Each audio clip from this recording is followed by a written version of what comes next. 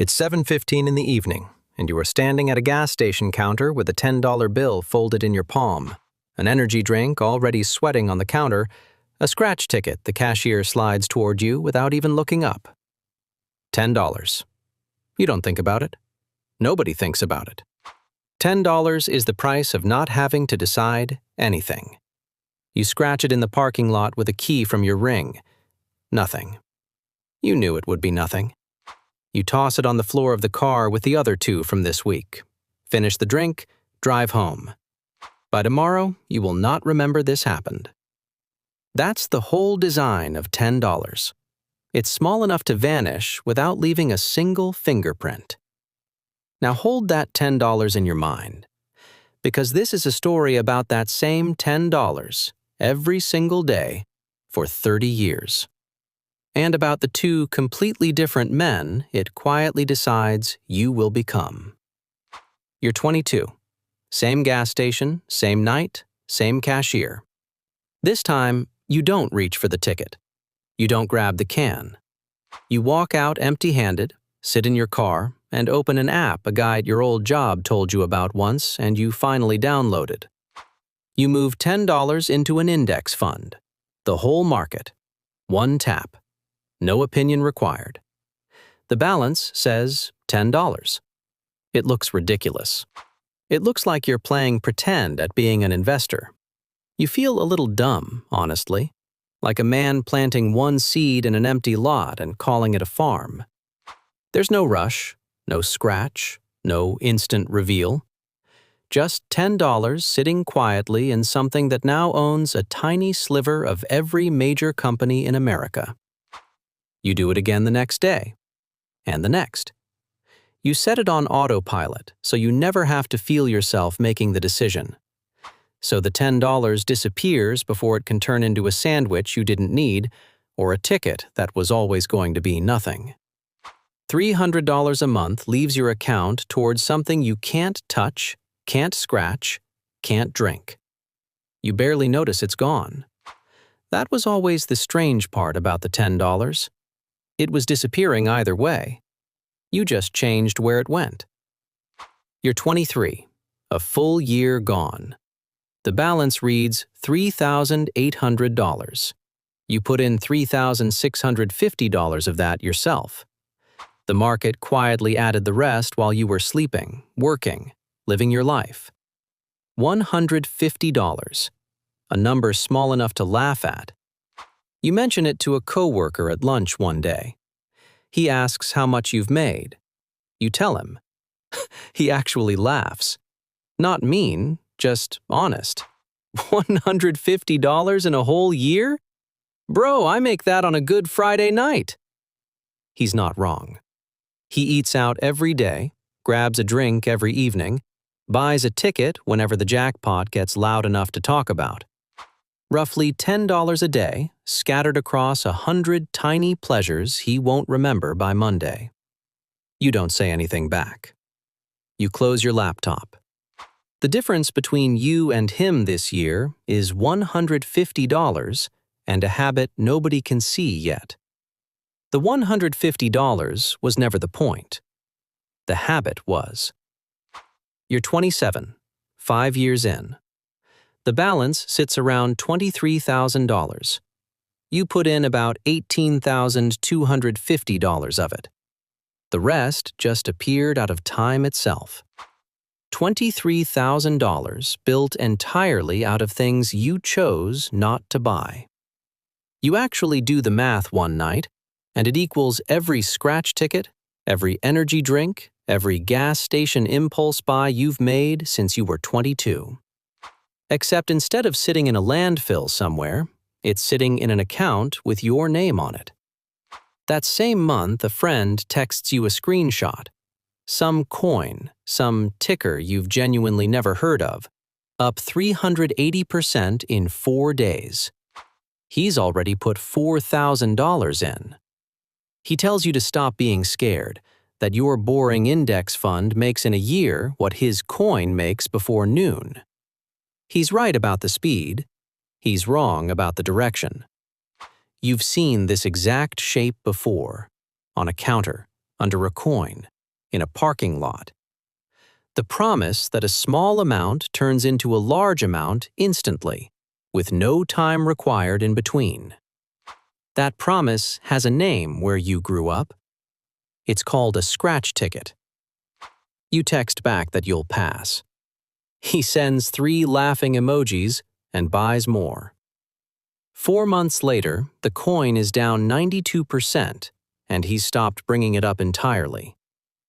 You keep doing the most boring thing a person can possibly do with money. You keep being early to bed and slow to rich. You're 32, 10 years in. The balance is roughly $58,000. You've put in $36,500 of your own money. The market has handed you almost $21,500 more for the simple crime of not flinching. Then a bad year hits. The whole market drops.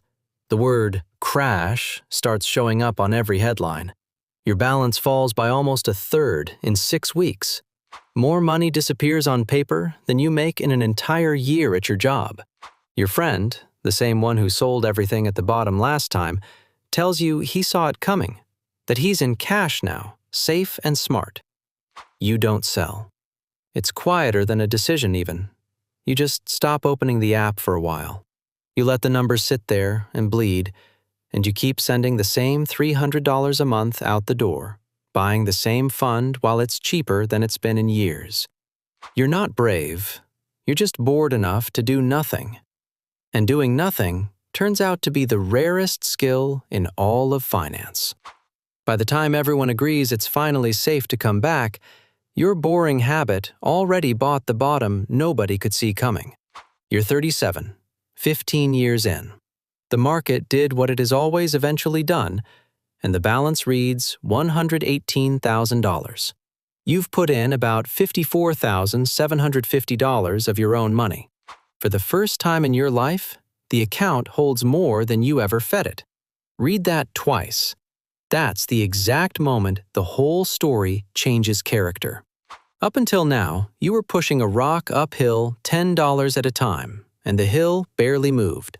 Now, the rock is rolling on its own, and your only job is to not stand in front of it. A coworker gets laid off that spring. He has nothing behind him, no cushion, nothing between him and the next missed paycheck except the one after that. You have a number sitting quietly in the background you've never once touched and never planned to. For the first time, you understand that $10 was never just about some far-off retirement. It was always, also, a wall between you and the version of a bad year that ends in panic. You don't mention it to him. You just buy his lunch and say nothing. You're 42, 20 years in. The balance is about $194,000.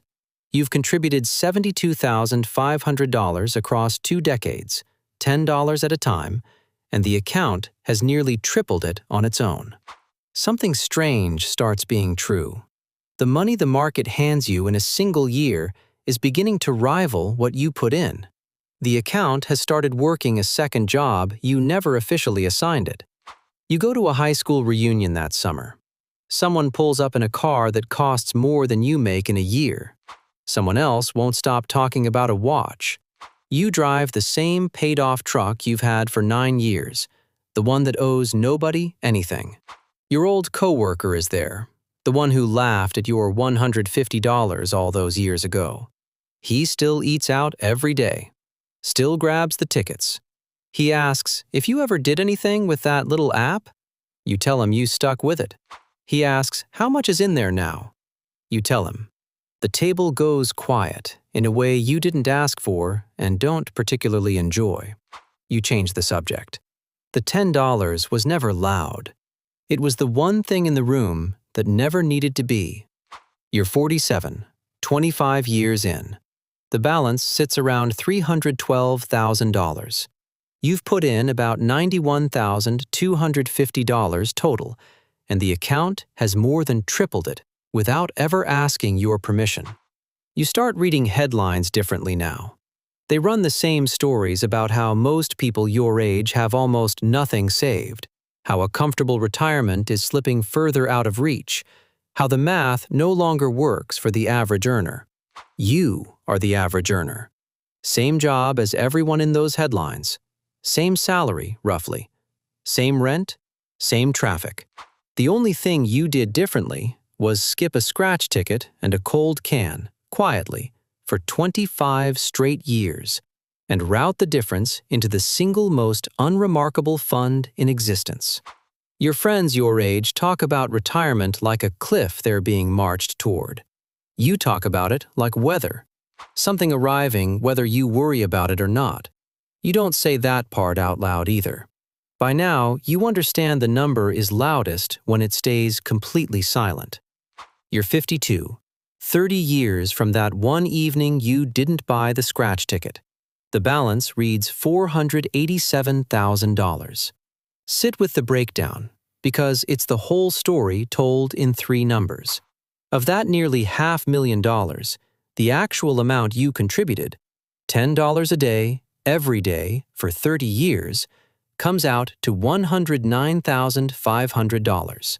The other $377,500 is growth, money you never personally earned, never worked an hour for, never noticed leaving, and never watched arrive. You did not get lucky. You did not pick a winner. You did not time a single thing. You skipped a scratch ticket and a cold can roughly 10,950 times in a row and let the smallest possible amount sit in the most boring possible place for the longest possible stretch of time. That's the entire mechanism. There's no second secret hiding underneath it, no version of this where someone hands you that $377,500 faster. The slowness was the actual price, and almost nobody is willing to pay a bill that takes 30 years to clear. Your old coworker is still working the same job, same salary path the whole way through. Decent guy, never missed a shift in his life. He spent his $10 a day on 1,000 small comforts he genuinely enjoyed in the moment and cannot name a single one of now. Over 30 years, his version of the $10 also added up to $109,500, the exact same money. He drank it, scratched it, ate it, left it on the floor of his car. You and him stood at the same counter, held the same $10 bill on the same evenings for 30 years straight. He has a lifetime of small pleasures and not much else. You have those same pleasures, mostly, and also $487,000 sitting quietly behind your life like a second person who's been working the whole time without ever asking for credit. Nobody can point to the exact day the two of you split apart. There wasn't one single day. There were just 2 different answers to the same tiny question, asked again every single evening, until the answers stopped being choices and quietly became 2 different lives. Somewhere right now, it's 7:15 in the evening, and someone is standing at a gas station counter with a $10 bill already in their hand. The energy drink, the ticket the cashier slides over without looking up. They'll scratch it in the parking lot with a key from their ring, and it'll be nothing. And some part of them already knew it was going to be nothing. They're not doing anything wrong. $10 is nothing. That has always been both the trap and the door at the exact same time. The $10 is too small to matter, which is exactly why almost nobody keeps it, and exactly why it quietly decides everything for the few people who do. You were never going to feel the $10 either way. You only ever got to choose what it was turning you into while you weren't paying attention.